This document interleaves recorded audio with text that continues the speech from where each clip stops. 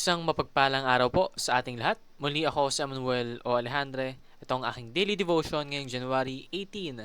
And for today, we are going to talk about the third son of Adam and Eve. Now, contrary to popular belief, hindi lang po si Cain at Abel ang anak ng unang mga tao, Adam and Eve. Actually, there are many sons and daughters of Adam and Eve, kaya nga po napuno yung mundo, no? Hindi naman po pwedeng si Cain and Abel lang yung naging anak nila, tapos dumami tayo. That is simply illogical. Kaya, there are more than three. Pero, tatatlo lang, or oonti lamang yung mga binanggit sa Biblia. Kumbaga, sila yung mga pinaka-significant characters. And yung pangatlo ay nagangalang Seth. Now, who is Seth? Seth is God's appointed seed in a broken world. After Abel's death and Cain's rebellion, Seth was born as God's gracious replacement. He was not just another child. He was God's appointed seed, showing that God's plan to restore humanity was still moving forward. Seth's life reminds us that even in a world full of sin and sadness, God provides hope and continues His redemptive work. Seth points forward to Christ, the ultimate seed who would come to save humanity from sin. Sabi nga sa Genesis chapter 4 verse 25 to 26, Adam made love to his wife again, and she gave birth to a son and named him Seth, saying, God has granted me another child in place of Abel, since Cain killed him. Seth also had a son, and he named him Enosh.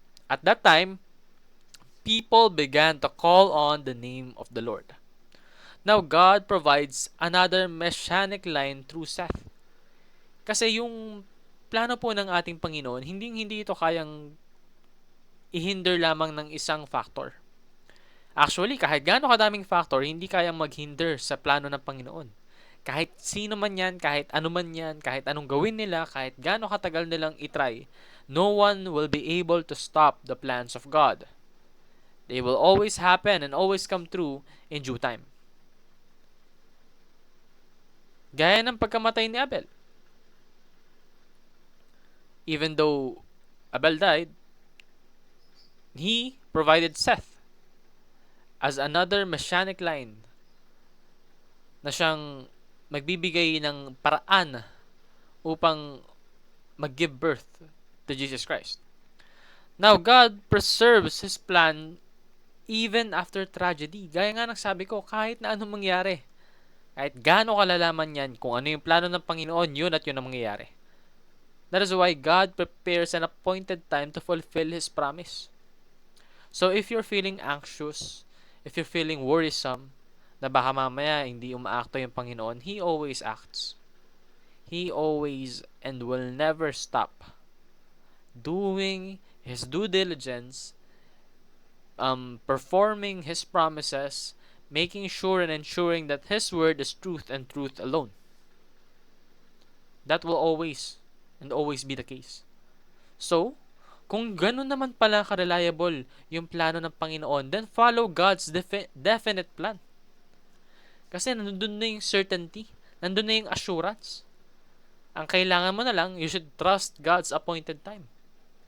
Kasi hindi po natin kayang intindihin yung inner workings ng utak ng Panginoon. His intelligence is so vast and so much superior than ours that we cannot decipher even fathoming a slight fraction of His intelligence, His power, His mind power, no? The only thing that we can do is to trust Him and to play our role in God's story. Maybe as an instrument to share His word, maybe someone that glorifies the Lord through His actions, someone that influences them, and so on and so forth. So many ways, so many methods that God has planned for us. Kailangan lang natin magtiwala. So, yun lamang po ang aking daily devotion. Maraming salamat sa pakikinig. Pagpalain po tayong lahat and let us all give glory to God.